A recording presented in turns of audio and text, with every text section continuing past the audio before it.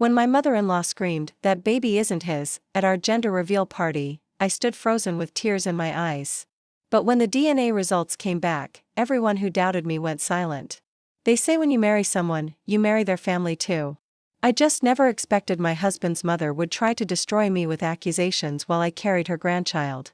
My name is Olivia Chen. I married Nathan because he was everything I'd ever wanted: kind, thoughtful, and supportive. He made me feel safe in a way no one else ever had.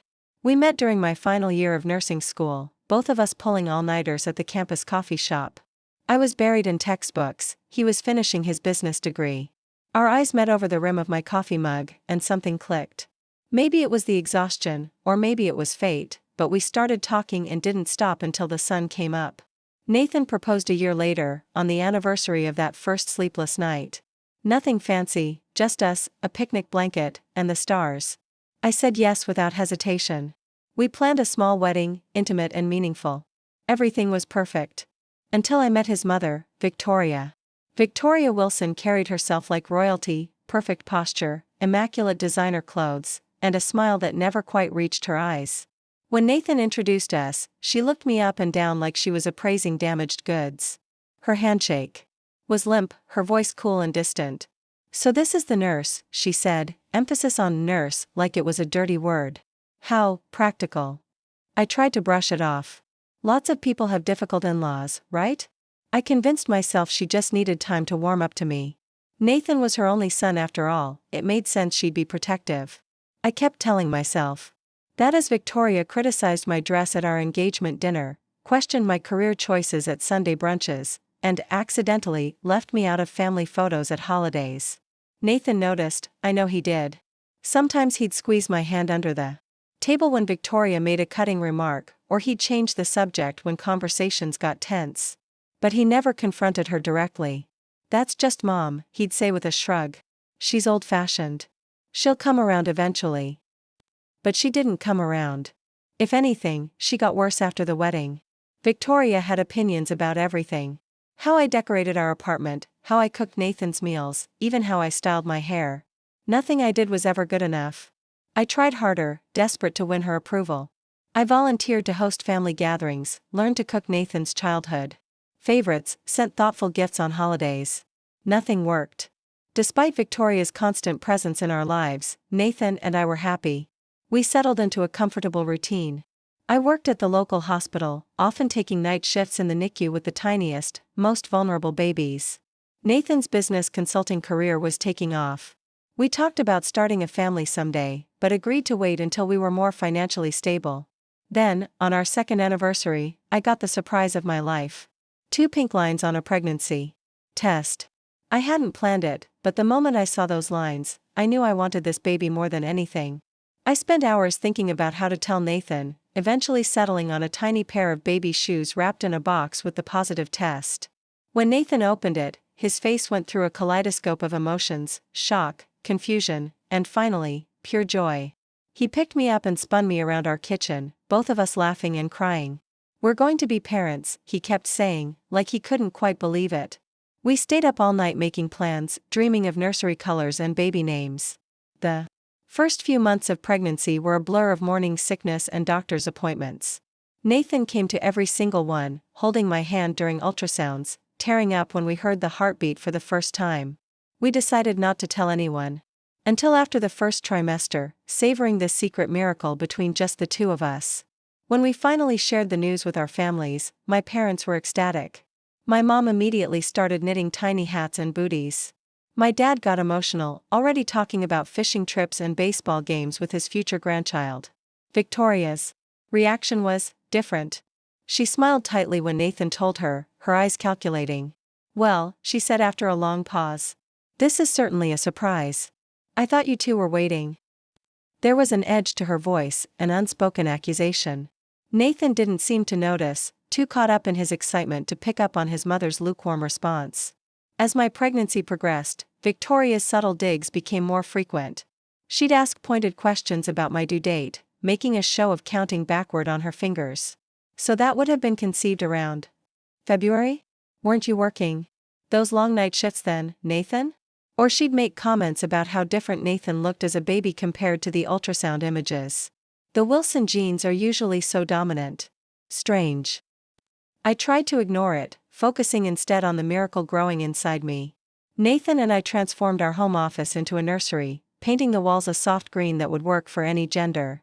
We decided to wait to find out if we were having a boy or girl, planning a gender reveal party for family and close friends when I reached 20 weeks. The party was Victoria's idea, surprisingly enough. She insisted on hosting it at her country club, brushing aside my suggestions for something smaller at our home. "This is my first grandchild," she said firmly. "We're doing this properly." Nathan was touched by his mother's apparent enthusiasm, so I agreed, hoping this might be Victoria's way of finally accepting me into the family. I should have known better. Nothing with Victoria was ever that simple. The day of the gender reveal arrived, and I was a bundle of nerves and excitement.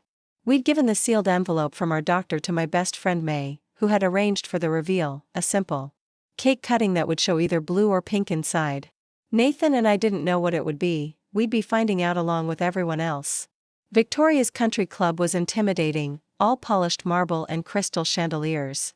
She'd invited what felt like half the town, not just our close friends and family, but her bridge club, neighbors, even some of Nathan's business associates I'd never met.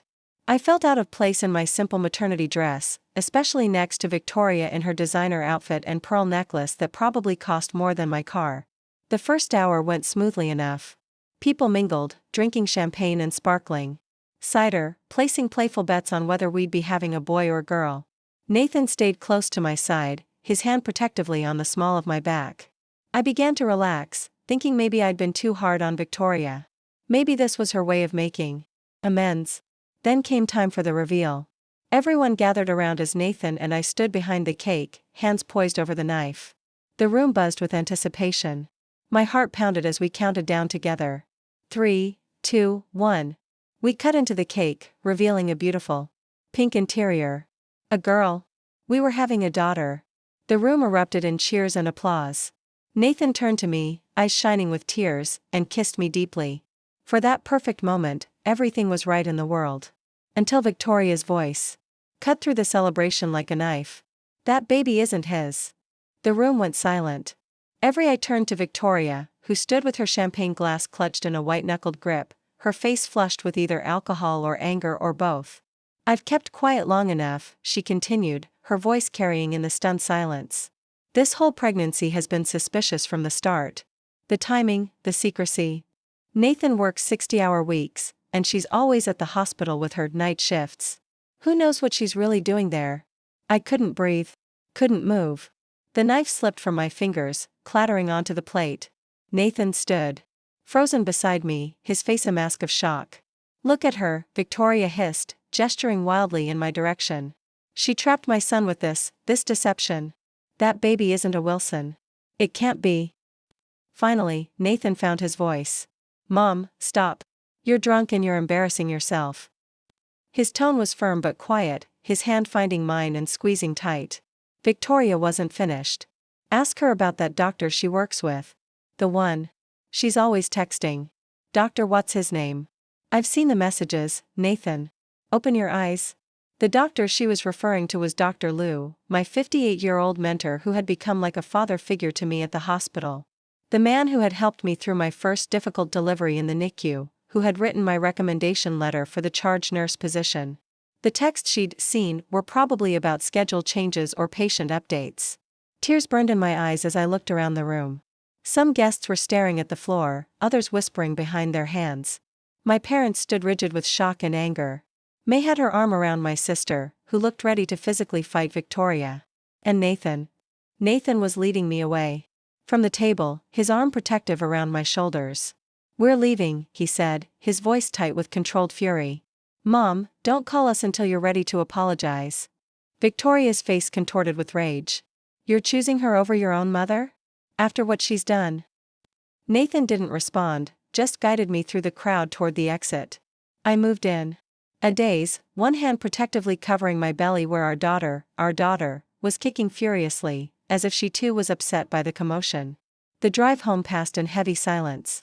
I stared out the window, tears streaming down my face, one terrible question repeating in my mind: did Nathan believe her? Did he have doubts? When I finally found the courage to look at him, his jaw was clenched, his knuckles white on the steering wheel. "Nathan," I whispered, my voice breaking. "I would never." He pulled the car over so abruptly that I gasped. Turning to me, his eyes fierce and determined, he took my face in his hands. "I know," he said fiercely. "I know you wouldn't. I trust you completely, Olivia. What my mother said, it's unforgivable. I'm so sorry you had to endure that." Relief washed over me, and I collapsed against his chest, sobbing. He held me tight, stroking my hair, whispering reassurances. When my tears finally subsided, he pulled back to look me in the eyes. "I should have stood up to her years ago," he said, regret heavy in his voice. "I kept making excuses, hoping she'd change. That's on me, and I'm sorry. But it stops now. You and our daughter are my family, my priority. Always." We sat in that car for hours, talking through years of built-up tension and hurt caused by Victoria's behavior. Nathan called my parents to make sure they got home safely, then turned off both our phones when they started blowing up with messages from party guests. We needed space, time to process what had happened and decide how to move forward. That night, lying in bed with Nathan's hand resting protectively on my baby bump, I made a decision. Victoria's accusation wouldn't just disappear. Even with Nathan's unwavering support, the seed of doubt had been planted in the minds of everyone at that party. Whispers would follow us, follow our daughter. I couldn't let that happen. "I want a paternity test," I said into the darkness. Nathan propped himself up on one elbow. "Olivia, no. We don't need to prove anything to anyone, especially not my mother." "This isn't about your mother," I replied, finding strength in my resolve.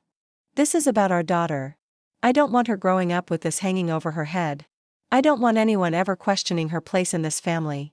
We're doing the test, and we're making the results public." Nathan studied my face in the dim light, then nodded slowly. "If you're sure this is what you want, then I support you. But know that I don't need a test to tell me what I already know in my heart." The next morning, we called my OBGYN and arranged for a non-invasive prenatal paternity test. It was a simple blood draw, no risk to the baby, just a comparison of my blood, which contained fragments of the baby's DNA, with Nathan's DNA from a cheek swab. The results would take about a week. That week was one of the longest of my life. Victoria tried calling Nathan multiple times, but he refused to speak with her until she apologized to me directly. She showed up at our door once, but we didn't answer. Friends and family called offering support, but the embarrassment of the whole situation kept me isolated. I took time off work, unable to face colleagues who might have heard about the disastrous party through the hospital grapevine. Nathan was my rock through it all. He worked from home to be with me, brought me tea and prenatal vitamins, read parenting books out loud as we lay in bed. His certainty never wavered, but I knew we both needed the official confirmation to truly move forward. 8 days after the test, the email arrived with our results. Nathan and I sat side by side on our couch, both of us nervous despite our confidence. He squeezed my hand as I clicked to open the attachment. The clinical language was straightforward and unambiguous: 9,999% probability of paternity. Nathan was, without question, the father of our baby. Even though we'd known it all along. Seeing the official confirmation brought a wave of emotion so strong I could barely breathe. Nathan pulled me into his arms, his tears mingling with mine. Our daughter was ours, created in love, and now no one could ever question that again. "What do we do now?" I asked, wiping my eyes. Nathan's expression hardened with determination. "Now we end this, once and for all." We decided to call a family meeting at our home, my parents, Nathan's father, who had divorced Victoria years ago and remained largely uninvolved in Nathan's life, and Victoria. Nathan made it clear to his mother that this was her one chance to make amends, and that we would be addressing what happened at the gender reveal. Victoria arrived last, her usual immaculate appearance slightly disheveled. She'd lost weight in the week since the party, and dark circles shadowed her eyes. For the first time since I'd known her, she looked vulnerable, even afraid. We gathered in our living room, the tension thick enough to cut with a knife. I sat beside Nathan on the couch, his parents in separate chairs across from us, my parents standing protectively behind me.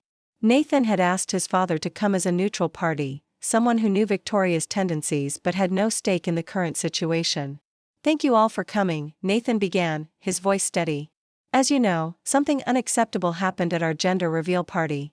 My mother made a false accusation that has caused immeasurable pain to my wife and put stress on our unborn child. Victoria shifted uncomfortably in her seat but remained silent.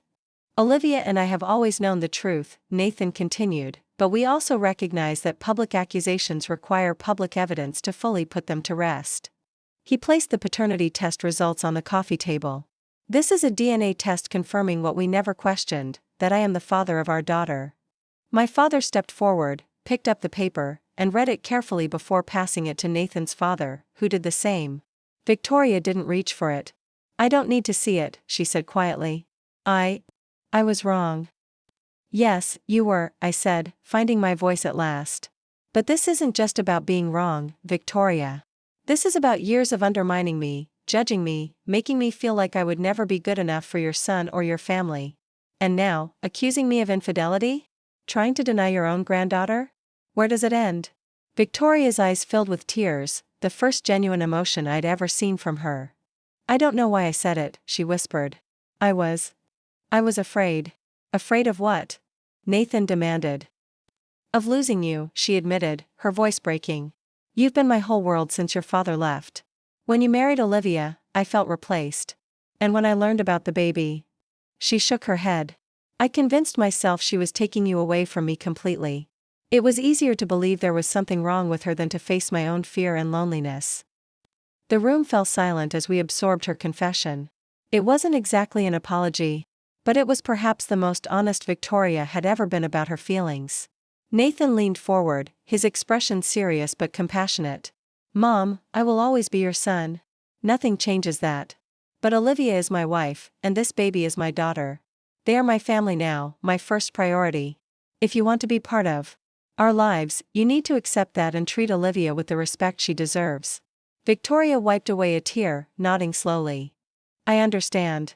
She turned to me, her eyes meeting mine directly for perhaps the first time. "Olivia, I'm sorry. Truly sorry. What I did was unforgivable. I let my fears and insecurities poison what should have been a beautiful moment for you both." I sat quietly, one hand resting on my belly where my daughter kicked gently, as if encouraging me to speak my truth. The apology felt genuine, but after years of subtle cruelty followed by that public humiliation, I wasn't ready to simply forgive and forget. "I appreciate your apology, Victoria," I said carefully. "But trust takes time to rebuild. If you want to be part of our daughter's life, we need to establish some boundaries." The weeks that followed were a delicate dance of careful reconciliation. Victoria began attending therapy, something Nathan had suggested during our family meeting. She sent thoughtful texts checking on my health without the usual undercurrent of judgment. She even dropped off a handmade baby blanket with a note saying she'd been working on her knitting skills. Meanwhile, Nathan and I focused on preparing for our daughter's arrival. We finished the nursery, took birthing classes, and spent quiet evenings reading parenting books together. The paternity test results had been quietly shared with those who attended the gender reveal, effectively silencing any lingering gossip. Some of Victoria's friends sent apology cards, others pretended the incident never happened. My body changed as my pregnancy progressed, growing rounder and more uncomfortable by the day. Nathan was endlessly patient, massaging my swollen feet, indulging my midnight cravings for spicy noodles, and reassuring me when I worried about being a good mother. "You already are a good mother," he would say, kissing my forehead. "Look how you've protected our daughter already, how you think about her future, how you talk to her every night before bed. She's lucky to have you." As my due date approached, Victoria asked if she could host a small baby shower for me. After discussing it with Nathan, I agreed, with the condition that it would be just close family and my actual friends this time, no country club, no audience for potential drama. To my surprise, the shower was lovely.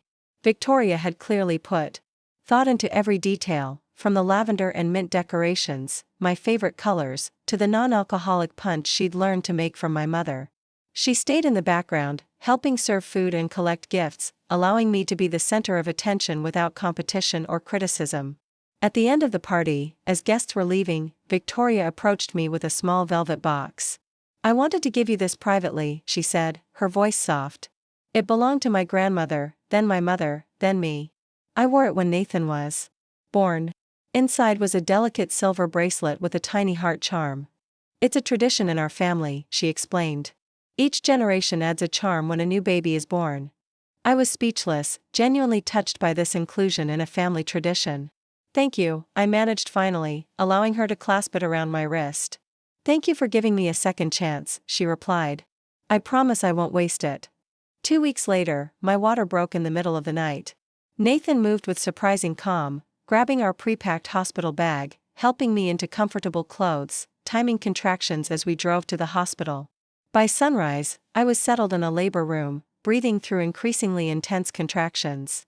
What followed was 18 hours of the most challenging physical experience of my life. The birth plan I'd carefully crafted went out the window when complications arose. My daughter's heartbeat showed signs of distress, and my blood pressure began climbing dangerously high.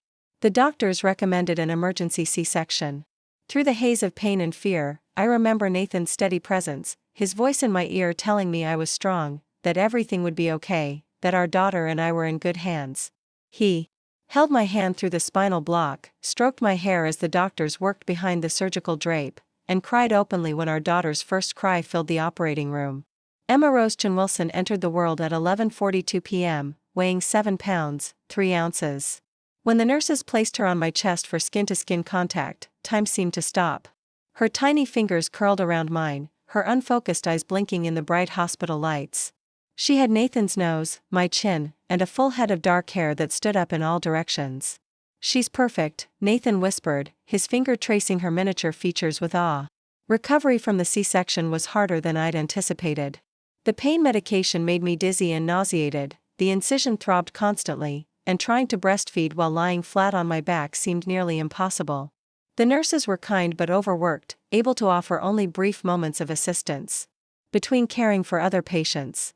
On the second night, exhausted and overwhelmed, I broke down crying while trying to position Emma to latch. Nathan had gone home briefly to shower and grab fresh clothes, and I felt utterly alone and inadequate. A soft knock at the door interrupted my tears. Victoria stood there, looking uncertain, a small care package in her hands. The nurse said I could come in, she explained. Nathan called and said you were having a rough night. I was too tired to maintain any pretense of having it together. I can't figure out how to feed her, I admitted, tears still streaming down my face. Everything hurts and she's hungry and I'm failing already. Instead of the judgment I half expected, Victoria set down her package and approached the bed with gentle determination. May I? She asked, gesturing to Emma. When I nodded, she scooped up my daughter with practiced ease. I was a lactation consultant before I retired, she said, surprising me completely. Nathan probably never told you. It wasn't glamorous enough for the image I tried to maintain. She helped position a pillow across my lap, then carefully arranged Emma in a different hold than the nurses had shown me. Try this side-lying position. It takes the pressure off your incision. With Victoria's guidance, Emma latched perfectly for the first time. The relief was immediate and overwhelming. As my daughter nursed contentedly, Victoria unpacked her care package, nipple cream, cooling gel pads for soreness, a special pillow designed for C-section recovery, and homemade bone broth in thermoses. I had an emergency C-section with Nathan, she confided, perching carefully on the edge of the hospital bed. My mother wasn't in the picture, and my husband, well, he was useless, to be honest. I had to figure everything out alone. No one should have to do that. In that moment, seeing Victoria not as the intimidating, critical mother-in-law but as a woman who had once been exactly where I was, something shifted between us. Not forgiveness, exactly, but understanding. She had been wounded too, had faced her own struggles as a new mother. Thank you, I said simply, and I meant it. Victoria stayed until Nathan returned, showing him the breastfeeding position that worked, explaining the contents of her care package, and then quietly taking her leave with a promise to come by the next day if we wanted. The next few weeks passed in a blur of sleepless nights, diaper changes, and the strange new rhythm of life with a newborn. Nathan took a month off work to help, proving himself to be an equal partner in every aspect of Emma's care.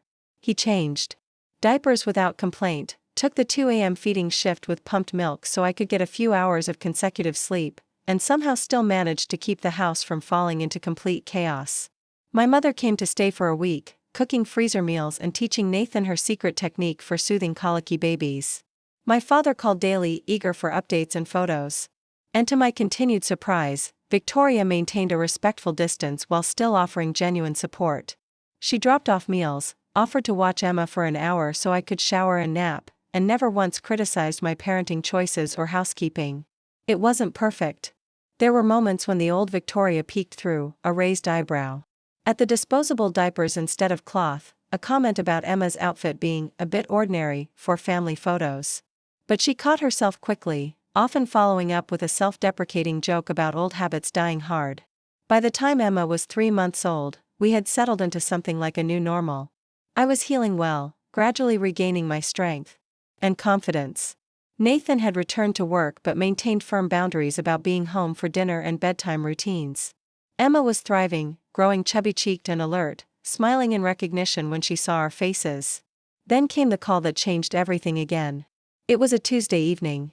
Nathan was giving Emma her bath, both of them giggling as she splashed enthusiastically in her tiny tub. I was folding laundry nearby when my phone rang, Victoria's number flashing on the screen. "Olivia," she said when I answered, her voice tight with emotion. "I need to talk to you and Nathan.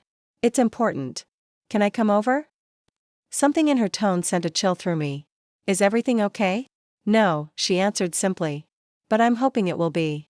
An hour later, Victoria sat in our living room, looking more vulnerable than I'd ever seen her.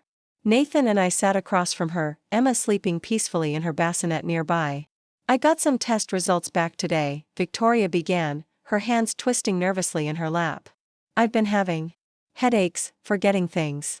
I thought it was just stress, but..." She took a deep breath. "It's a brain tumor. Benign, but in a complicated location. I'm having surgery next week." Nathan went pale, immediately moving to sit beside his mother. "Mom, why didn't you tell me sooner? How serious is it? What do the doctors say?" Victoria explained the details. The procedure, the recovery, the prognosis, cautiously optimistic. As she spoke, I found myself studying her with new eyes. This proud, difficult woman who had caused me so much pain was suddenly revealed as frighteningly human, facing her mortality alone.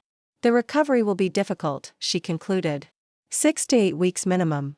I can't drive, can't be alone for the first few weeks.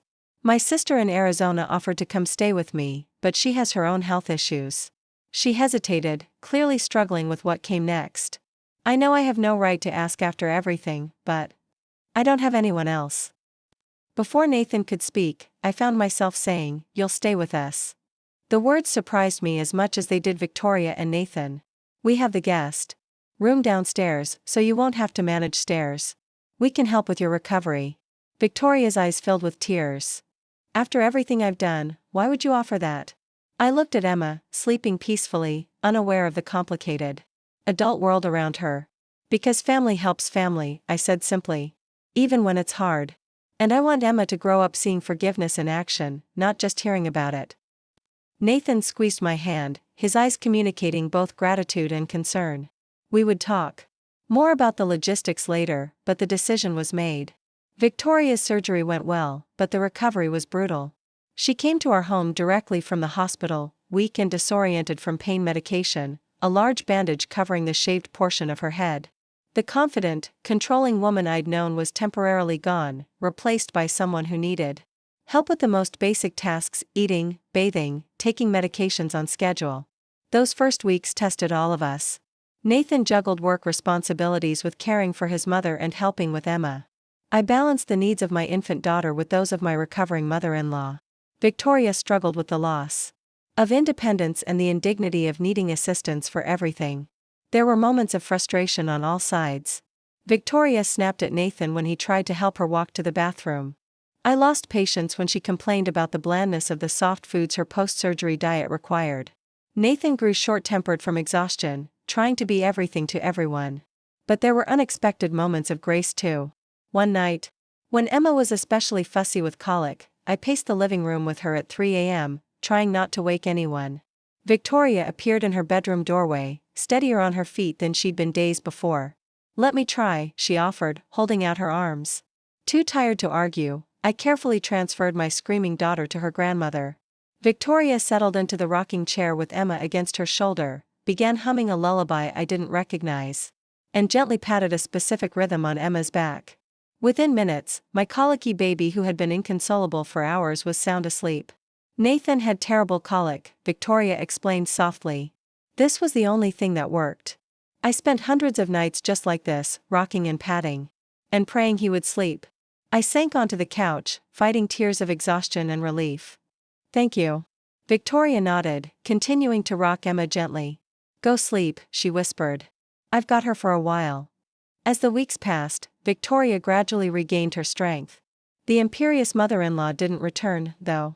In her place was a more thoughtful woman who asked questions instead of making assumptions, who offered suggestions instead of criticisms, who seemed genuinely interested in being part of our family rather than controlling it. One afternoon, about 6 weeks after her surgery, I found Victoria sitting in the garden, Emma napping in her arms. I brought out iced tea and joined her on the bench. I've been thinking, Victoria said after a comfortable silence, about what happens next. The doctor says I can return home soon. Live independently again. That's good news, I replied, though I was surprised to realize I wasn't as eager for her to leave as I would have been months ago. It is, she agreed. But I've also been thinking about selling my house. It's too big for just me, and the stairs will be difficult for a while yet. She hesitated. There's a nice condo development not far from here. Single-level living, good security, close enough to be helpful with Emma but not intrusive. The old Victoria would never have added that last qualification, would never have considered that her presence might be intrusive. The change wasn't lost on me. I think that sounds like a good plan, I said carefully. Close enough for Sunday dinners and babysitting, but with everyone having their own space. Victoria smiled, a genuine smile that reached her eyes. I'd like that. She looked down at Emma, sleeping peacefully against her chest. I never thought I'd get a second chance like this. To be part of her life, to see Nathan happy, to maybe even have a real relationship with you someday. We're already building that relationship, I pointed out. It's not perfect, but it's real. Because of your compassion, Victoria said, meeting my eyes directly. You had every right to turn me away after what I did at that gender reveal. The things I said, the accusations I made. I was trying to destroy your family out of my own fear and insecurity. I thought about how to respond. The hurt from that day hadn't disappeared completely, but it had transformed into something different, a scar rather than an open wound. When I was in nursing school, I said finally, one of my professors told us something I never forgot. She said that hurt people, but healed people heal people. I think we were both hurting before, in different ways. Maybe now we're both starting to heal. Victoria reached over with her free hand and squeezed mine, tears shining in her eyes. I hope so, she whispered. I really hope so. As I sat there in the afternoon sunshine, watching my former enemy cradling my daughter with genuine love, I reflected on the strange journey that had brought us here. From that horrible moment at the gender reveal when Victoria had screamed, "That baby isn't his," to this peaceful scene in our garden, it was a transformation I couldn't have imagined. The DNA results had silenced Victoria's accusations, but they hadn't automatically fixed our relationship. That required something harder, genuine remorse on her part, willingness to forgive on mine, and consistent effort from both of us to build something new from the ashes of what had been destroyed. 2 weeks later, Victoria moved into her new condo, just 10 minutes from our house. Nathan and I helped her settle in, arranging furniture and hanging pictures. Emma had her own drawer in Victoria's guest room, filled with spare clothes and toys for visits. We established a routine of Sunday family dinners, alternating between our homes. Sometimes, when Victoria held Emma or made Nathan laugh with stories from his childhood, I caught glimpses of the woman she might always have been without the weight of her own insecurities and fears. Not perfect, still occasionally prickly, but capable of real love and genuine connection. On Emma's first birthday, we hosted a small celebration in our backyard. As I watched Victoria help my daughter blow out her candle, both of their faces illuminated with joy, I thought about the power of second chances. How sometimes the deepest wounds can become the foundation for the strongest healing. How forgiveness doesn't mean forgetting, but choosing to build something new anyway. After the party, as Nathan and I cleaned up wrapping paper and cake crumbs, he pulled me into a tight embrace. "Thank you," he whispered against my hair. "For what?" "For giving my mother a second chance. For seeing the possibility of change when I almost couldn't. For being the strongest person I know." I leaned into his embrace, thinking of all we'd been through together, the accusation, the vindication, the illness, the recovery, the slow rebuilding of trust. None of it had been easy, but all of it had been worth it. Family is complicated, I said, watching through the window as Victoria gently rocked a tired Emma on the porch swing. But it's also worth fighting for. Life settled into a comfortable rhythm after Emma's first birthday.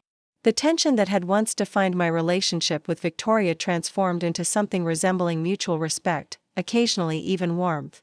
We weren't best friends, probably never would be, but we had found a way to be family.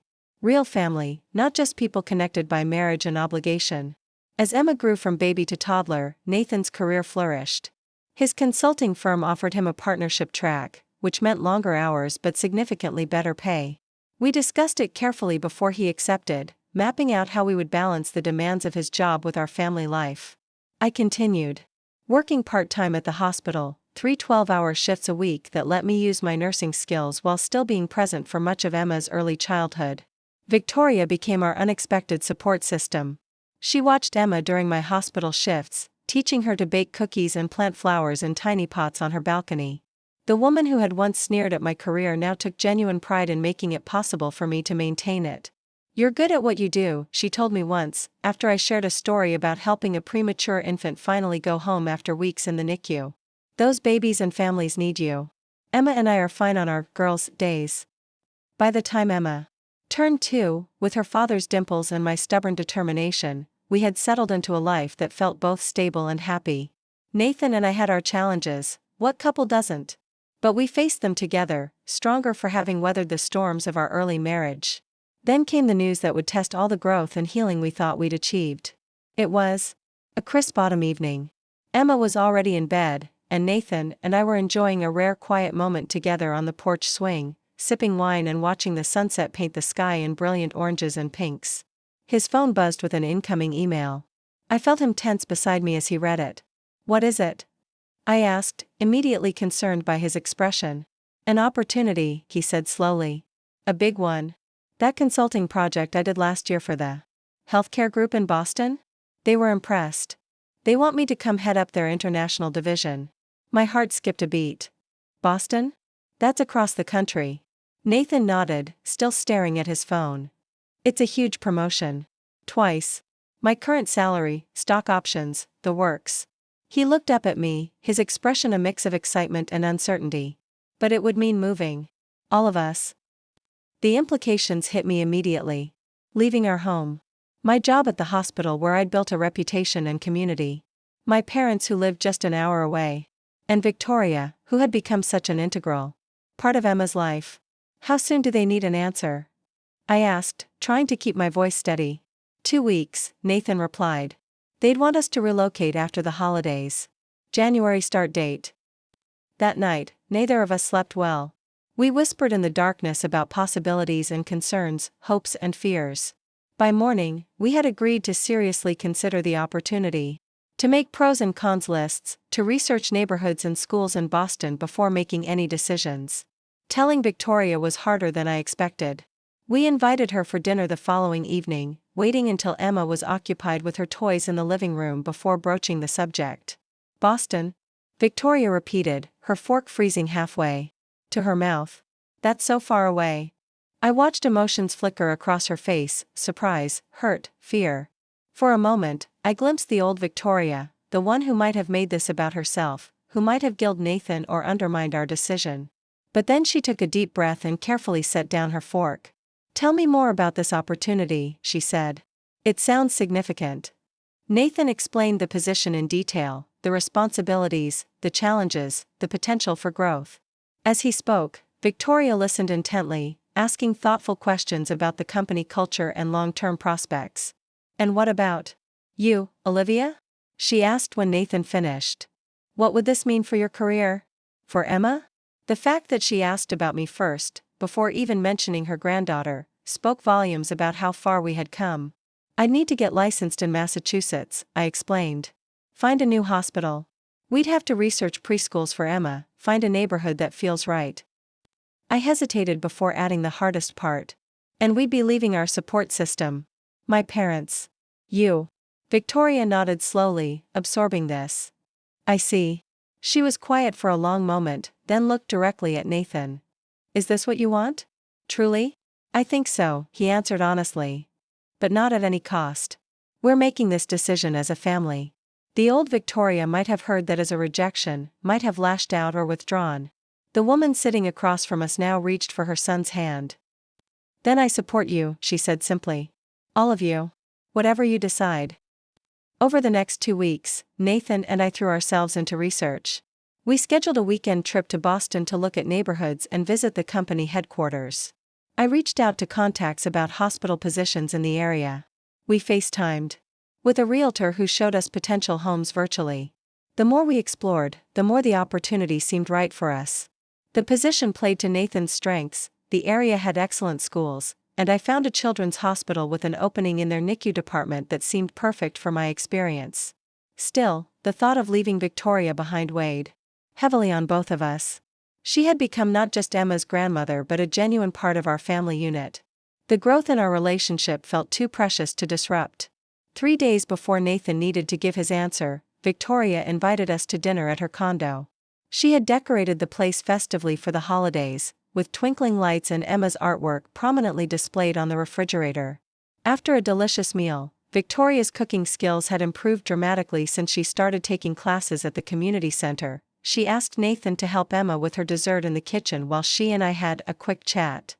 My stomach tightened with anxiety. Was this finally the moment the old Victoria would resurface? Would she try to guilt us into staying? Instead, Victoria handed me a folder. I've been doing some research of my own, she said. Inside were printouts of condos for sale in Boston, specifically in the neighborhoods we had been considering. Property listings, school reviews, information about senior activities and community centers. I don't understand, I said, flipping through the pages. I'm coming with you, Victoria stated matter-of-factly. If you decide to go, that is. I'm not staying behind while my family moves across the country. I stared at her, speechless. Unless, she added quickly, suddenly uncertain. You don't want that.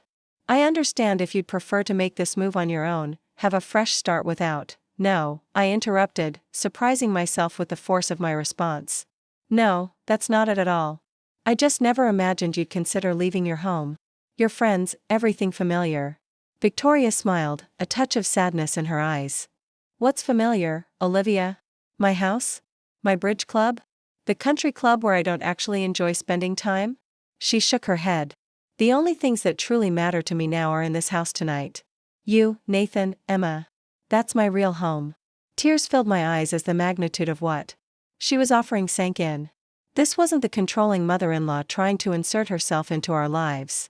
This was a woman who had learned, painfully and late in life, what really mattered, and was brave enough to build her life around that knowledge, even if it meant starting over at 65. Are you sure? I asked. It's a big change. I'm sure, she replied firmly. I've already spoken with a realtor about listing my condo.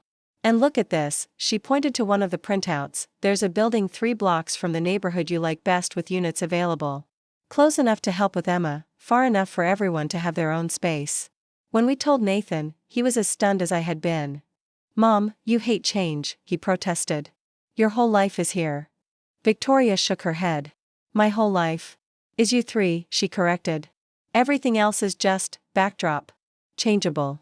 Disposable, even. She squeezed his hand. I lost too many years to pride and fear. I won't lose more to geography. That night, as Nathan and I discussed Victoria's surprising offer, I realized how much our perspectives had shifted. 2 years ago, the thought of having Victoria live near us in a new city would have filled me with dread. Now, it felt like a gift, for Emma, certainly, but also for us. For me. Should we accept? Nathan asked, uncertainty in his voice. The job, the move, all of it? I thought about the opportunities waiting in Boston. The challenges too, yes, but also the chance. For growth, for new experiences as a family. And now, with Victoria's support rather than her resistance, it felt not just possible but right. Yes, I said firmly. Let's do it. The next few months passed in a whirlwind of preparations. Nathan accepted the position, and we scheduled our move for mid-January. Victoria listed her condo and found a buyer within 2 weeks. We sold our house almost as quickly, the hot real estate market working in our favor. My parents were sad about the distance but supportive of the opportunity. They promised frequent visits and embraced video calls as a way to stay connected with Emma. My hospital colleagues threw me a touching going-away party, with the NICU babies dressed in tiny "We'll miss you, Nurse Olivia" onesies that reduced me to tears. Moving day arrived cold and clear. As the movers loaded the last of our boxes, I stood in our empty living room, remembering all that had transpired within these walls. The arguments and reconciliations. Emma's first steps across the hardwood floor. Family dinners that evolved from tense affairs to genuine celebrations. "Ready?" Nathan asked, Emma perched on his hip, her favorite stuffed bunny clutched in her tiny hand. I nodded, taking one last look before closing the door on this chapter of our lives. The drive to Boston took 3 days, our small caravan consisting of our SUV and Victoria's sedan. We stayed in hotels along the way, Emma delighting in the novelty of swimming pools and room service. Victoria surprised us with her adaptability, never complaining about the long hours in the car or the disruption to her routine. Our new home, a charming colonial in a family-friendly neighborhood, awaited us with empty rooms full of possibility. Victoria's condo, just a 10-minute drive away, was smaller than her previous place but bright and modern. We spent those first weeks unpacking, arranging, making each space feel like home. Nathan dove into his new role with enthusiasm, often coming home energized despite the long hours. I began orientation at the Children's Hospital, immediately connecting with the dedicated NICU team. Emma adjusted to her new preschool with the resilience typical of 3-year-olds, making friends and bringing home art projects featuring our new big house and Gamma's special place. Victoria, to everyone's surprise, perhaps especially her own, blossomed in Boston. She joined a book club at the local library, volunteered at a community garden, and even started taking watercolor classes at a nearby senior center. The woman who had once defined herself by her country club membership and social standing now found joy in simpler, more authentic connections. "I never knew who I was before," she confided to me one evening as we walked back from picking up Emma at preschool. "I was always someone's wife, someone's mother, someone's friend from the club. I never figured out who Victoria was beneath all those roles." "And now?" I asked, watching Emma skip ahead of us, chattering to her bunny about the squirrels in the park. "Now I'm still someone's mother, someone's mother-in-law, someone's grandmother," she smiled. "But I'm also just Victoria. And I'm finding out that she's not so bad, once you get to know her." 6 months into our new life, the DNA test and gender reveal drama felt like a lifetime ago. We had all been transformed by the journey, Victoria most dramatically, but Nathan and I as well. The challenges we'd faced had strengthened our marriage, deepened our commitment, and taught us that family bonds could be rebuilt even after devastating breaks. One sunny Saturday morning, as we prepared for Emma's 4th birthday party in our backyard, I found myself watching Victoria. She was helping Emma decorate cupcakes, patiently showing her how to pipe frosting stars onto each one. Their heads were bent together, dark hair against silver, laughing at the lopsided results of Emma's enthusiastic efforts. "They're beautiful together, aren't they?" Nathan said, coming to stand beside me. "I never thought I'd see this day." "Neither did I admitted. "But I'm grateful for it." Nathan wrapped his arm around my waist. "You know what I realized recently? That day at the gender reveal, when my mother stood up and said those terrible things about you, about our baby, it was the worst moment of our relationship. But without it, we might never have gotten here. I considered this." "You think we needed that crisis?" "I think," he said carefully, "that sometimes it takes something breaking completely before you can rebuild it properly. My mother spent years making small cuts in our relationship, criticizing you, undermining us, trying to control everything. But that public accusation? That was too big to ignore or excuse away. It forced all of us to confront the real issues." Looking at Victoria now, relaxed, genuine, engaged with her granddaughter in a way that had nothing to do with control or appearance, I had to admit Nathan had a point. The DNA test that proved him to be Emma's father had been necessary not just to silence gossip but to create a foundation for honest communication. Victoria's health crisis had accelerated our healing, but the groundwork had been laid in that moment of confrontation and truth. The doorbell rang, announcing the first party guests. As Nathan went to answer it, I approached Victoria and Emma at the kitchen island. "Need any help with those masterpieces?" I asked, gesturing to the wildly decorated cupcakes. We've got it under control, Victoria replied, a smudge of purple frosting on her cheek. Right, Emma Bean? Emma nodded enthusiastically. We're making the prettiest cupcakes ever, Mommy. Gamma showed me how to make flowers and stars and hearts. I see that, I smiled. They look delicious. Victoria caught my eye over Emma's head. Thank you, she said quietly. For what? You're the one helping with the cupcakes. For this, she gestured around the kitchen, at Emma, at our home. For second chances. For letting me be part of your family even after I tried to destroy it. The simple honesty of her words touched me deeply. That's what family does, I said. The real kind, anyway. We forgive. We try again. We build something better together. Victoria's eyes glistened. With unshed tears. I didn't deserve forgiveness. Maybe not, I acknowledged. But Emma deserved a grandmother who loved her. Nathan deserved to have his mother in his life. And frankly, I deserved a mother-in-law who respected me. I smiled to soften my words. So we all got what we needed in the end. The birthday party was a joyful chaos of preschoolers, balloons, and cake. Emma basked in the attention, proudly introducing her new friends to her parents and my Gamma, who lives in her special house near the park. Victoria moved easily among the other parents, helping serve food and organize games without trying to take over or critique my choices. After the last guest left, as we cleaned up wrapping paper and party favors, my phone rang. It was the hospital, an emergency in the NICU, a premature baby in distress. They needed experienced hands. Go, Nathan said immediately when I explained. We've got this covered. Victoria nodded in agreement. Emma and I will finish cleaning up, then maybe watch a movie. Take all the time you need. As I gathered my things, I overheard Emma asking, Gamma, can we make more cupcakes? For Mommy when she comes home?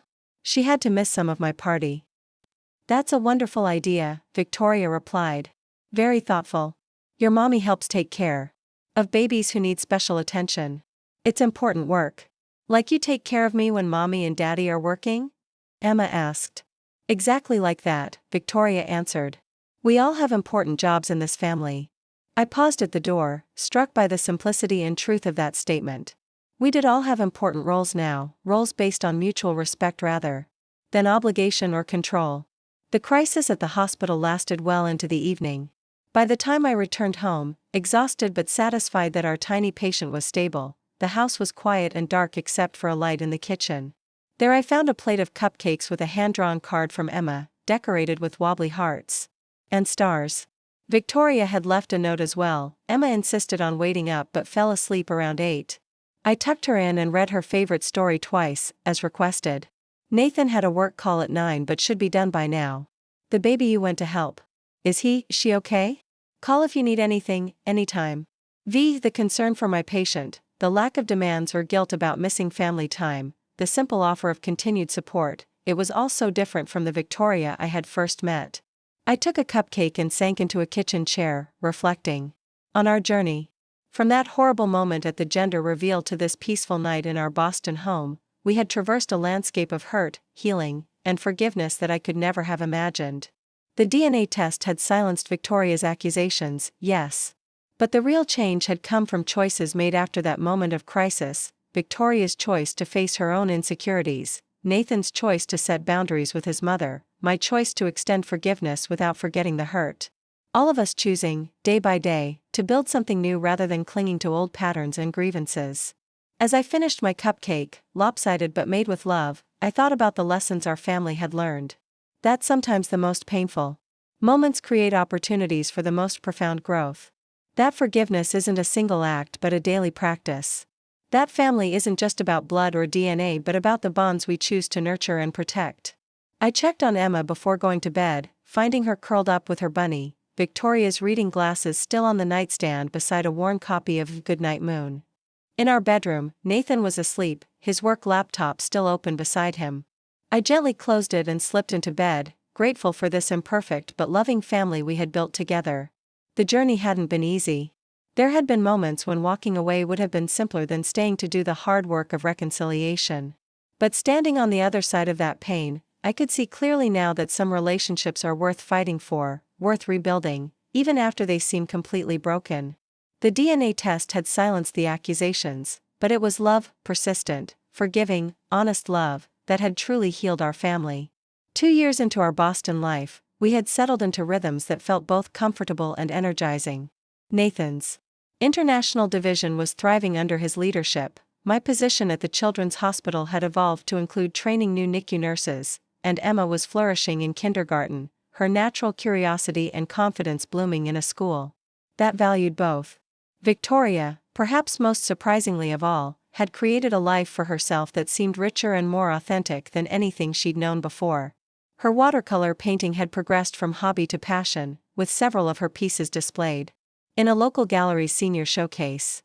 She volunteered twice weekly at Emma's school, reading to children and helping with art projects.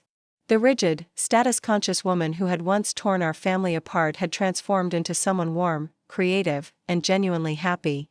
Our weekly Sunday dinners, alternating between our homes, had become treasured family traditions.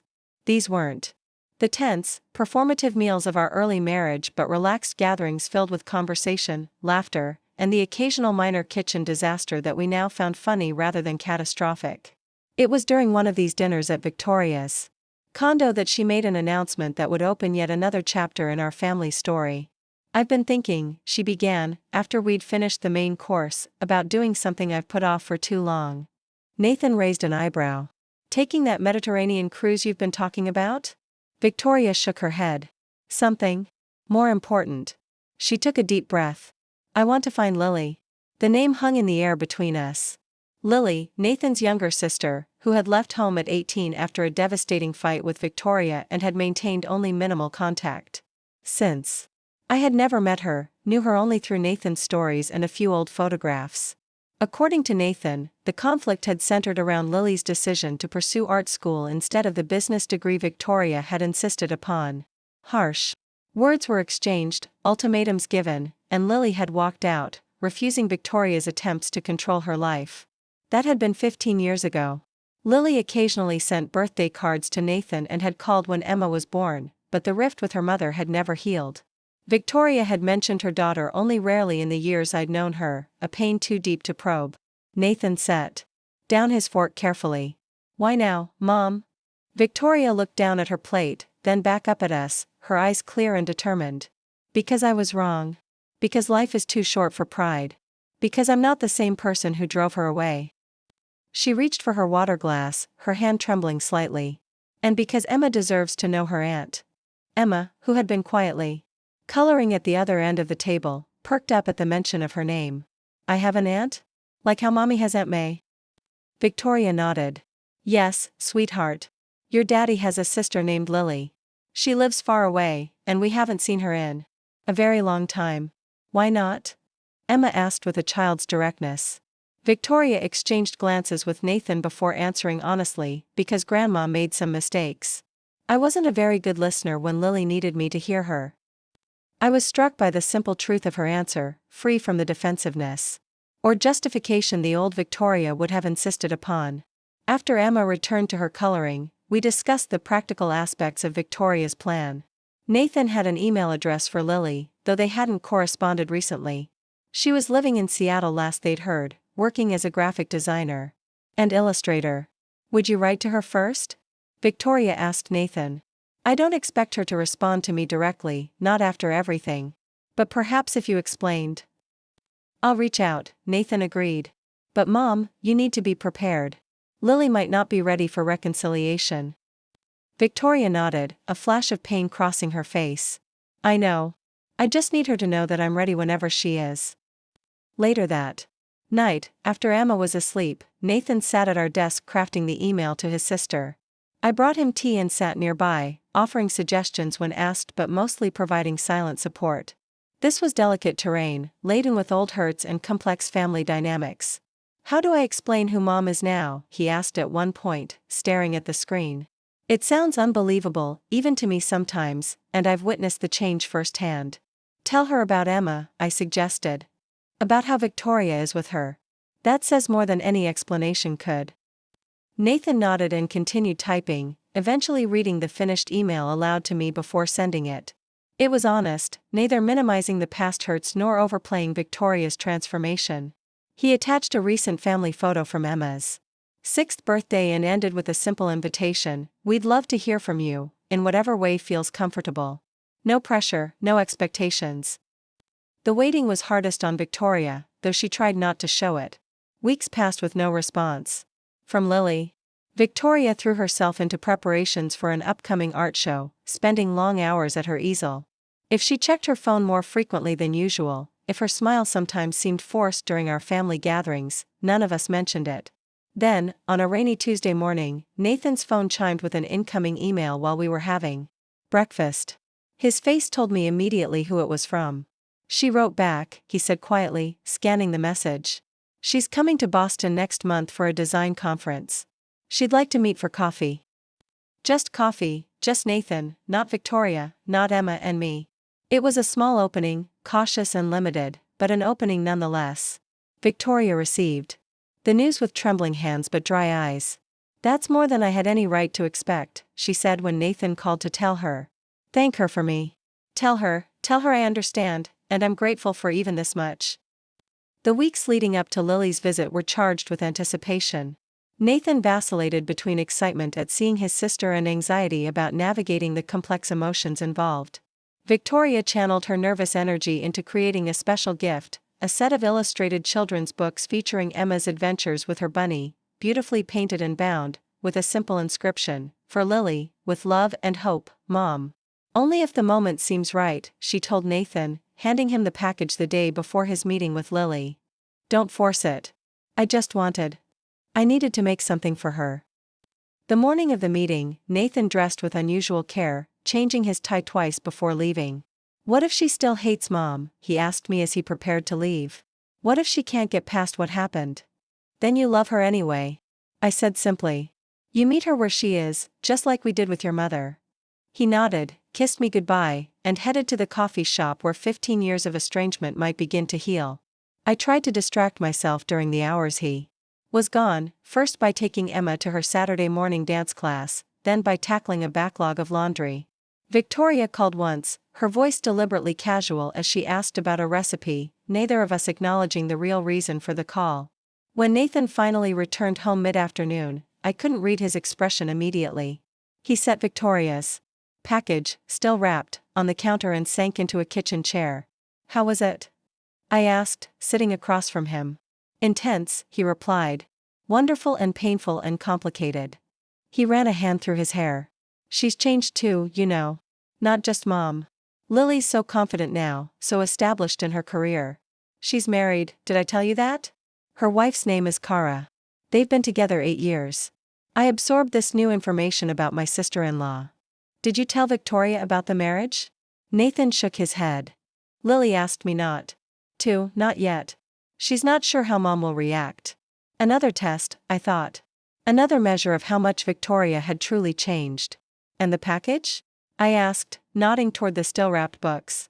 "The moment didn't feel right," Nathan admitted. "But Lily agreed to have dinner with us tomorrow night. Just us, not Mom, not yet. She wants to meet you and Emma first." The dinner with Lily and Kara was a revelation. Lily had Nathan's eyes and quick wit but none of his cautious diplomacy. She spoke directly, laughed loudly, and immediately charmed Emma by sketching rapid caricatures of everyone at the table on the paper placemats. Kara was quieter but equally warm, a pediatric physical therapist whose gentle way with Emma spoke of someone who genuinely understood children. As the evening progressed, I watched Nathan with his sister, saw the missing puzzle piece of his life clicking back into place. They shared inside jokes and childhood memories, their natural sibling rhythm reasserting itself despite the years apart. Only when the dessert plates were cleared did Lily finally bring up Victoria. "So," she said, her tone deliberately light, "Nathan tells me Mom has had some kind of personality transplant." I met her skepticism with honesty. "Not a transplant. More like, she finally grew into the person she maybe always could have been, if fear and insecurity hadn't gotten in the way." Lily raised an eyebrow. The Victoria Wilson I knew thrived on control and appearances. She disowned me because I wouldn't conform to her vision of the perfect daughter. The Victoria I first met would have done the same to me, I acknowledged. She nearly destroyed my marriage by publicly accusing me of infidelity when I was pregnant with Emma. Lily's eyes widened. "She did what?" Nathan reached for my hand as I recounted the gender reveal disaster, the DNA test, and the long, complicated journey of healing that followed. Lily listened intently, occasionally shaking her head in disbelief. "And you forgave her for that?" she asked when I finished. "After she tried to convince everyone your child wasn't Nathan's?" "Not overnight," I replied. "It was a process.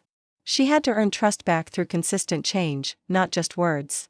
"The mother I grew up with doesn't change," Lily said flatly. "Neither did the mother-in-law I married into," I countered gently. "Until she did." Kara, who had been quietly observing, finally spoke up. "People can change, Lil. You've always said you're not the same scared teenager who left home all those years ago." Lily sighed, twisting her napkin between her fingers. "It's different." "Is it?" Nathan asked. "Mom made terrible mistakes with both of us. No one's denying that. But she's trying to make amends in the only way that matters, by becoming someone better." The conversation continued late into the evening, sometimes tense, sometimes emotional. But always honest. By the time we said goodbye, Lily had agreed to meet Victoria, but on neutral ground, and with Nathan present. Small steps, careful boundaries, but movement forward nonetheless. The meeting was arranged for a quiet corner of the Boston Public Garden, beside the famous Swan boats. Victoria arrived early, dressed simply but elegantly, her nervous energy evident in how she rearranged her scarf multiple times while waiting. Nathan stood nearby, a supportive presence but determined to let the two women navigate their own reconciliation.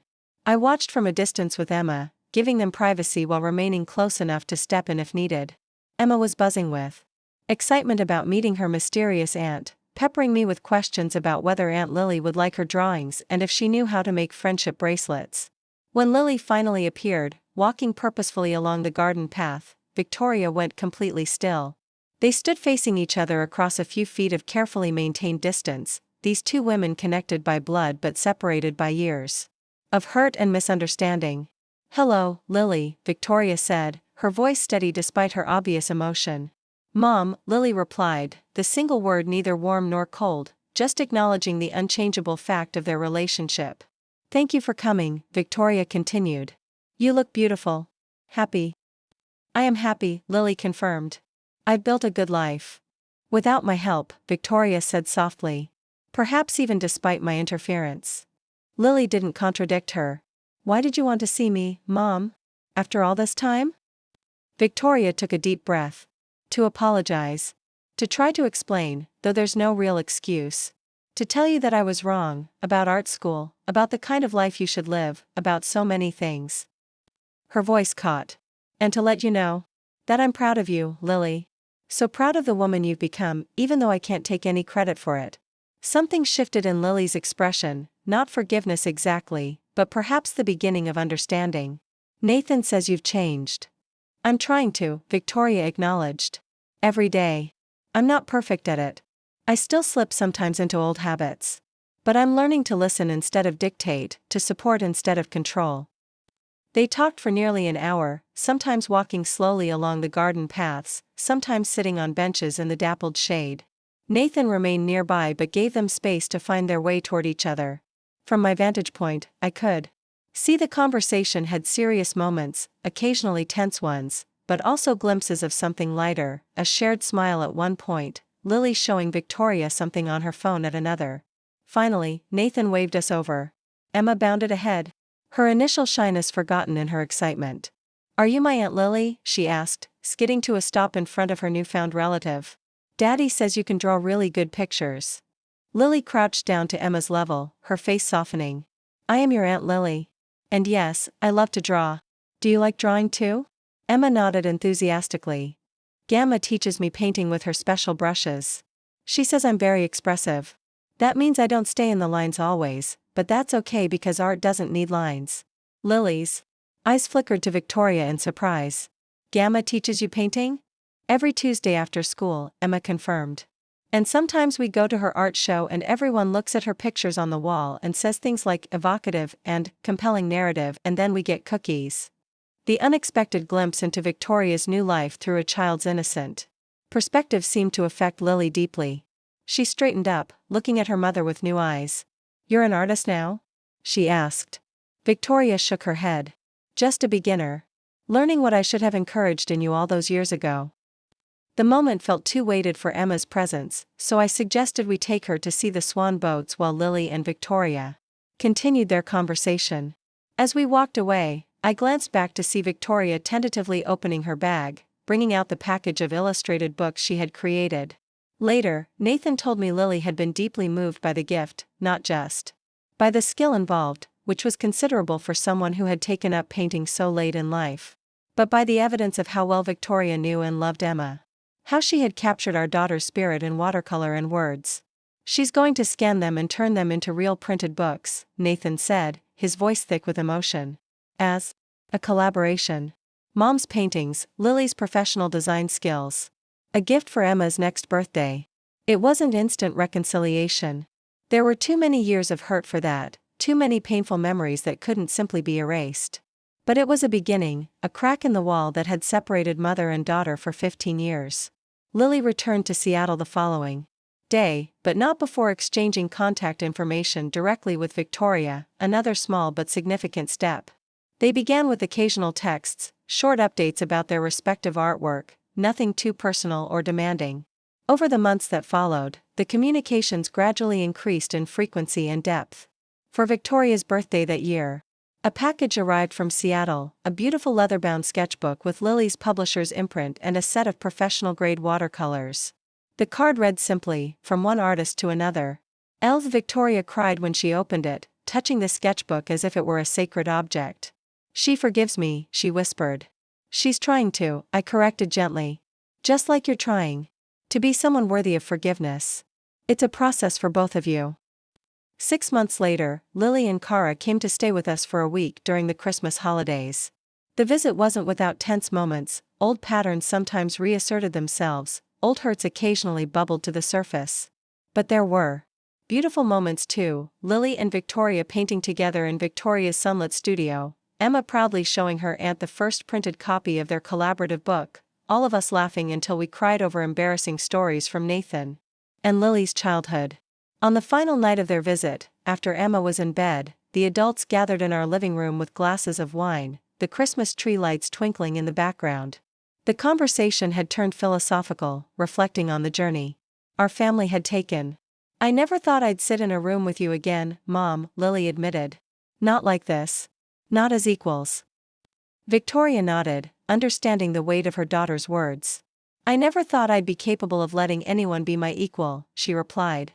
"I was too afraid of losing control, of being vulnerable." "What changed?" Cara asked. "After all those years?" Victoria considered the question carefully. "Necessity.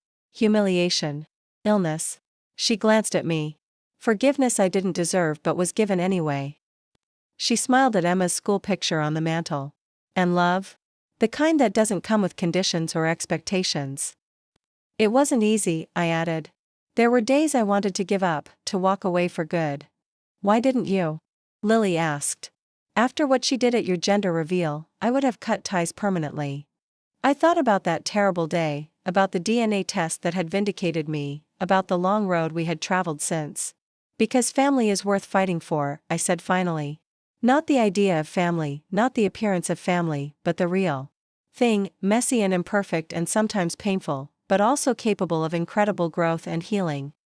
"Some families are toxic," Cara pointed out. "Some relationships can't and shouldn't be saved." "Absolutely," Nathan agreed. "And we came close to that breaking point. If Mom hadn't been willing to change, to do the hard work of facing her own issues, we would have had to walk away." "The DNA test silenced her accusations," I said, "but it was her choice to become someone different that truly healed our family." Victoria reached for my hand, squeezing it gently. "I was so threatened by you," she confessed. "By your youth, your confidence, your hold on Nathan's heart. I convinced myself you were the enemy when you were only ever trying to be family." "We all make mistakes," I said. "The question is whether we learn from them." Lily raised her glass in a toast. "To learning from mistakes. To second chances. To family, not the one we're born into, but the one we choose to build together." As we clinked glasses, I looked around at these people who had become my family through both blood and choice. Nathan, my partner in all things. Victoria, the mother-in-law who had transformed from adversary to ally. Lily and Kara, newly recovered pieces of our family puzzle. And upstairs, sleeping peacefully, Emma, the innocent catalyst who had both exposed our deepest wounds and inspired our most profound healing. The path hadn't been straight or simple. The DNA test that proved Nathan was Emma's father had been just the beginning of our journey, not the end. The real transformation had come after, in the 1,000 daily choices to forgive, to grow, to rebuild what had been broken.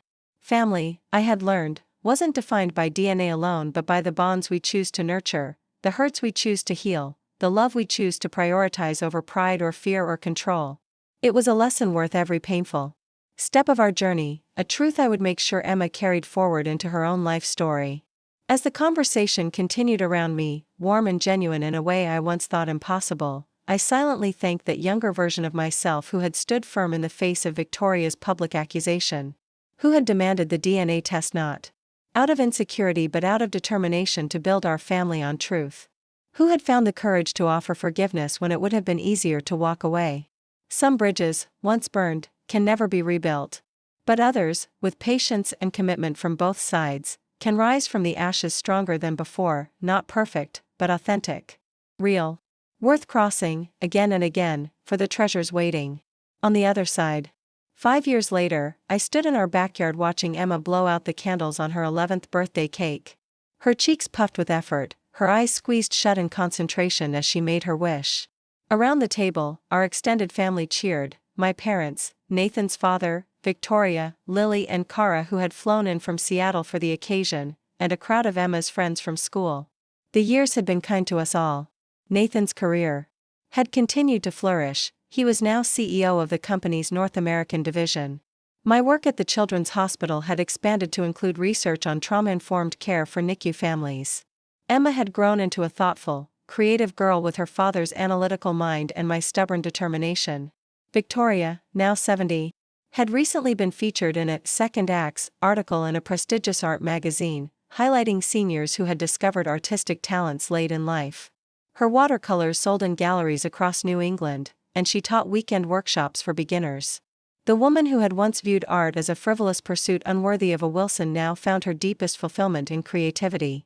Lily and Kara had become regular visitors over the years, their relationship with Victoria evolving into something genuinely warm, if occasionally complicated by old memories. They had recently adopted a baby boy, making Emma a proud cousin to little Thomas, whose pictures dominated Victoria's refrigerator alongside Emma's artwork. As Emma ran off to play with her friends, Victoria joined me at the edge of the yard, watching the children's elaborate game of tag. "Do you ever think about that day?" she asked quietly. "The gender reveal?" I glanced at her, surprised by the question.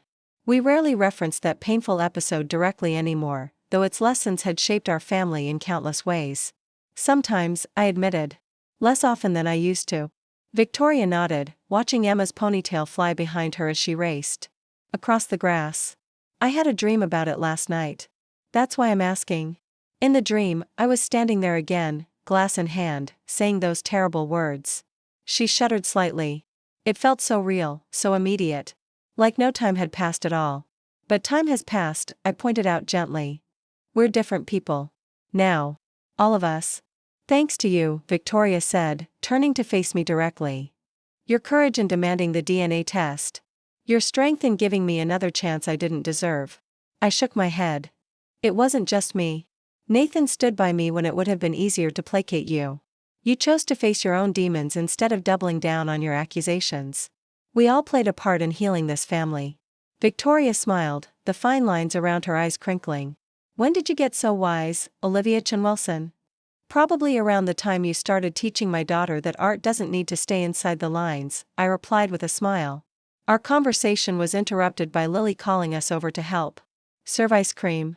As we walked toward the table, I reflected on how far we had come from that devastating moment when Victoria had screamed, "That baby isn't his," in a room full of people. The DNA test had silenced her accusation, but it had taken years of conscious growth and forgiveness to truly heal the wound it created. That evening, after the party ended and Emma was in bed surrounded by new books and art supplies, Nathan and I sat on our back porch with glasses of wine, enjoying the summer twilight. "Good day?" he asked, his hand finding mine in the gathering darkness. "The best," I confirmed. Though your mother asked me something interesting earlier.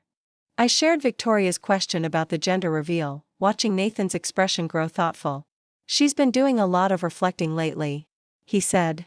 Did you see the painting she gave Emma? The one of the 3 generations of hands? I nodded. It had been Victoria's special gift to Emma, a watercolor showing 3 pairs of hands intertwined, Victoria's slender, veined hands with her signature silver rings, my hands with the tiny scar on the right thumb from a nursing accident years ago, and Emma's smaller hands with freckles across the knuckles. Below it, Victoria had written in her elegant script, 3 generations, 1 unbroken circle. It's beautiful, I agreed. And meaningful, especially considering where we started. Nathan squeezed my hand. I've been thinking about writing a book, he said suddenly. About our family journey. About forgiveness and reconciliation. So many families are torn apart by things that could be healed with enough time and genuine effort. I raised an eyebrow. You? Writing a book? Between running a company and coaching Emma's soccer team? He laughed. Fair point. Maybe after I retire. Or maybe it's just a fantasy. But our story feels important somehow, bigger than just us. That moment at the gender reveal could have been the end of our family. Instead, it became the beginning of something better. The DNA test cleared my name, I mused, but it didn't automatically fix what was broken between us all. No, Nathan agreed. That took courage. Persistence. Willingness to be uncomfortable. He looked at me intently in the fading light. It took you refusing to be erased from your own story. The phrase struck me as profoundly true. In those early days after Victoria's accusation, when whispers and sideways glances followed me everywhere, I had felt myself becoming invisible, defined solely by someone else's lies about me. The DNA test had been my way of reclaiming my narrative, of insisting on truth as the foundation for whatever came next. Do you remember what Emma asked at dinner last week?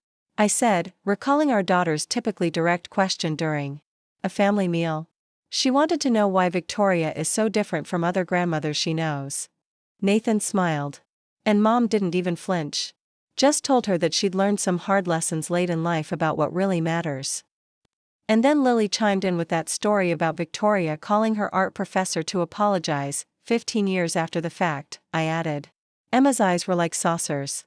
Our daughter is growing up with such a different vision of family than either of us had, Nathan observed.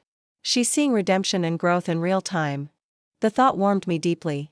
Whatever challenges Emma might face in her own life, she would carry forward the knowledge that relationships could heal, that people could change, that love could survive even the deepest betrayals if there was genuine commitment to making things right. 2 weeks after Emma's birthday, an unexpected opportunity arose. The children's hospital where I worked was launching a new family support program for NICU parents, focusing on helping them navigate the emotional and practical challenges of having a premature or medically fragile infant. The program director asked if I would consider sharing my professional insights at their fundraising gala. We'd love a presentation that combines your nursing expertise with a personal touch, she explained. Something that helps our donors understand the emotional journey these families face. I agreed immediately, passionate about improving support for NICU families. As I began preparing my presentation, however, I found myself thinking beyond my professional experience to the broader lessons about family resilience I had learned through our own journey. When I mentioned the gala to Victoria during our weekly lunch, she surprised me with a suggestion. What if we presented together? Your medical expertise, my perspective as an artist working with NICU families. I hadn't known Victoria had been working with NICU families, and my confusion must have shown on my face. It's a new program, she explained. I volunteer twice a month, teaching watercolor classes for parents who need a therapeutic outlet while their babies are hospitalized. It started as a small thing, but it's grown quite popular. The idea of collaborating with Victoria on a presentation about family healing and resilience felt both fitting and slightly surreal, given our history. Yet it also represented how far we had come, how completely the dynamic between us had transformed. I think that would be powerful, I said. 2 perspectives on healing, medical and emotional. Victoria beamed, immediately sharing ideas about how we might structure the presentation. As she spoke, I marveled at her enthusiasm, her genuine desire to help other families navigate difficult journeys. The woman who had once cared only about appearances now devoted her energy to substantive contributions, to making a real difference. in people's lives. Over the next few weeks, Victoria and I worked closely on our presentation, meeting regularly to refine our message and practice our delivery. During one of these sessions, as we sat in Victoria's sun-filled studio surrounded by her paintings, she grew unexpectedly serious. "There's something I've never properly said to you, Olivia," she began, setting aside her notes. "Something beyond the apologies and the attempts to make amends." I waited, sensing the importance of whatever was coming. "Thank you, Victoria," said, her voice clear and steady, "for giving Emma the family I failed to give Nathan and Lily. The kind where truth matters more than appearances. Where mistakes are acknowledged and learned from, not swept under expensive rugs. Where love doesn't depend on performance or conformity." She took a deep breath.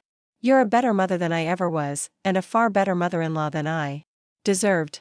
The words touched me deeply, not because I needed Victoria's validation but because they represented how completely she had embraced honesty over pride, genuine connection over control. "We're all doing our best with what we know. At the time," I said gently. "You've become the mother and grandmother your family needs now. That's what matters." The night of the gala arrived, the hospital ballroom transformed with elegant decorations and filled with donors in formal attire. Victoria and I stood backstage, reviewing our notes one final time before being introduced. "Nervous?" she asked, noticing me adjusting my necklace for the third time. "A little," I admitted. "Public speaking isn't my favorite thing." Victoria smiled. "You'll be wonderful. Just speak your truth, as you always have." We walked onto the stage together too. Polite applause, taking our places at the twin podiums. I began with the medical perspective, sharing statistics and research about NICU families' needs, establishing the scientific foundation for the support program. Then Victoria stepped forward, her silver hair elegantly styled, her presence commanding. "Despite her age. When my granddaughter was born," she began, "she was healthy and perfect. But the journey to that moment was anything but smooth." She paused, meeting my eyes briefly before continuing. "You see, months before her birth, I did something unforgivable. At what should have been a joyous gender reveal celebration, I publicly accused my daughter-in-law of infidelity. I claimed the baby she carried wasn't my son's." A murmur ran through the audience. This wasn't the presentation they had expected. I felt a moment of panic. We hadn't discussed sharing this part of our story, but trusted Victoria's instincts and remained quiet. "I was wrong," Victoria continued, her voice unwavering.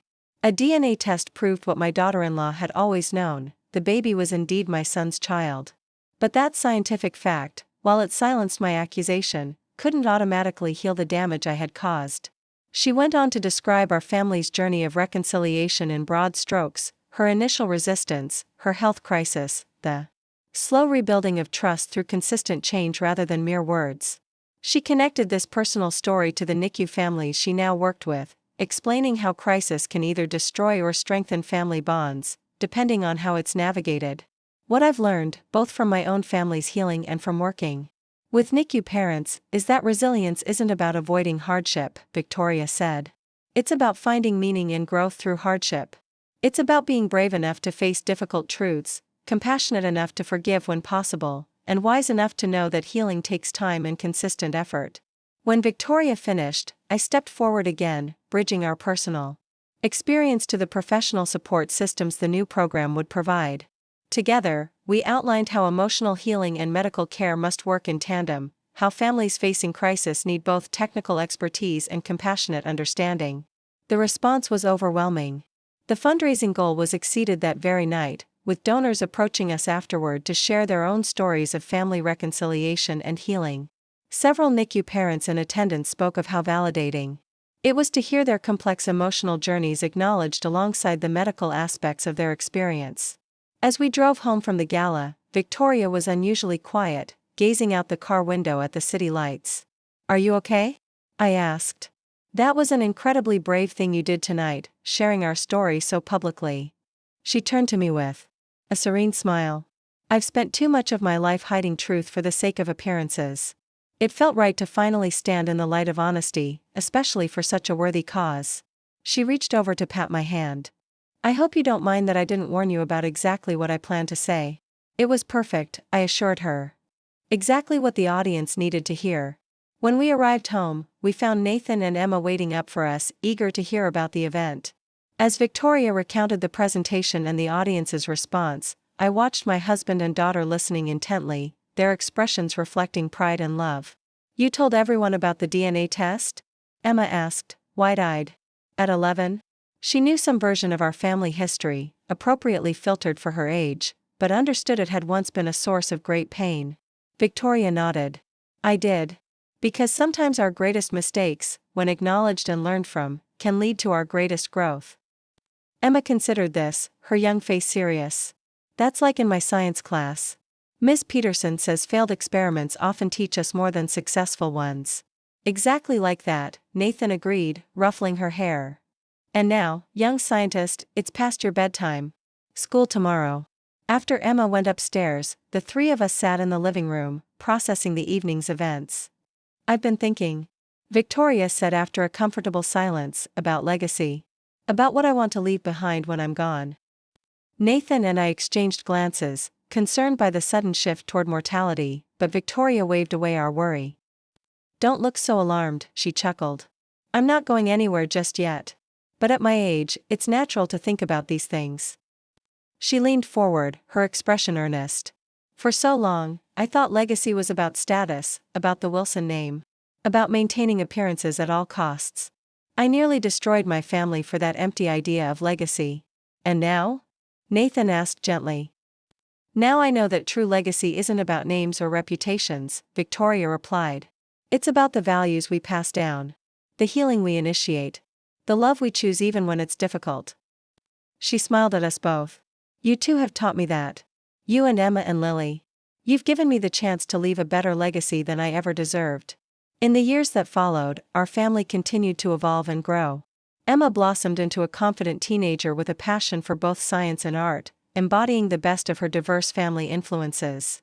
Victoria's art career flourished, with her work focused increasingly on themes of healing and transformation.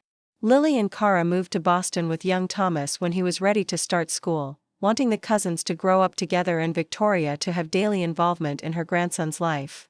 The DNA test that had once seemed so pivotal gradually faded in significance, becoming simply one milestone in our family's much larger journey. What remained vital were the lessons we had learned through the crisis and its aftermath, that truth, however painful, provides the only solid foundation for genuine relationship, that people can change when confronted with their own failings. And offered both accountability and grace, that family bonds, once broken, can be rewoven into something even stronger if there is willingness on all sides. On Victoria's 75th birthday, we gathered at her condo for a celebration that would have been unimaginable a decade earlier. For generations present, Victoria's former husband came with his new wife, reconciled enough for friendly interaction. Nathan and I, Lily and Cara, Emma and Thomas, even Victoria's sister from Arizona. A family not perfect but whole, not unblemished but authentic. As I helped Victoria serve the cake she had insisted on baking herself, she paused, her hand on my arm. "Do you know what I'm most grateful for?" she asked, her voice soft but clear. "What's that?" "That when I screamed, 'That baby isn't his,' at your gender reveal, you didn't let that become the end of our story." Her eyes, still bright and keen despite her age, held mine steadily. "You insisted on truth. You demanded the DNA test not out of doubt but out of determination to build on solid ground. And then, most importantly, you showed me that scientific facts alone aren't enough to heal human hearts. That takes courage and commitment and daily choices to be better than we were before." I squeezed her hand, moved by her words and the journey they represented. "We built this together," I reminded her. "All of us." "Yes," she agreed, looking around at our gathered family with pride and love. "And it's so much more beautiful than anything I could have controlled or designed." As I watched Victoria move among her family, hugging Lily, admiring Thomas's latest drawing, listening intently to Emma's explanation of her science project, I reflected on the strange, winding path that had brought us here. From that terrible moment of public accusation to this warm celebration of a life well lived, we had traversed a landscape of hurt, healing, and profound transformation. The DNA test had silenced Victoria's accusation all those years ago, providing scientific truth that could not be denied. But the real miracle had come after, in the 1,000 daily choices to build something new rather than remaining trapped in old patterns of hurt and resentment. In Victoria's willingness to face her own failings and change profoundly, even late in life. In Nathan's courage to set boundaries with the mother he loved while creating space for healing. In Lily's eventual openness to reconciliation after years of justified anger. In my own decision to extend forgiveness without forgetting the lessons learned through pain. Together, we had discovered that family isn't defined by DNA alone but by the bonds we choose to nurture, the hurts we choose to heal, and the love we choose to prioritize over pride or fear or control. It was this deeper truth, transcending any genetic test, that had ultimately silenced not just Victoria's accusation but the patterns of dysfunction that had threatened to continue into the next generation. As Emma caught my eye across the room and smiled, that confident, radiant smile of a child who knows she is deeply loved, I sent up a silent prayer of gratitude for the journey that had brought us here. For the crisis that could have ended our family but instead became the catalyst for its transformation. For the courage to stand firm in truth while remaining open to genuine change. For the family we had become, not in spite of our struggles but because of how we had faced them together. The DNA test had silenced the accusation, but love, persistent, forgiving, honest love, had truly healed our family. Up next, you've got 2 more standout stories right on your screen. If this one hit the mark, you won't want to pass these up. Just click and check them out. And don't forget to subscribe and turn on the notification bell, so you don't miss any upload from us.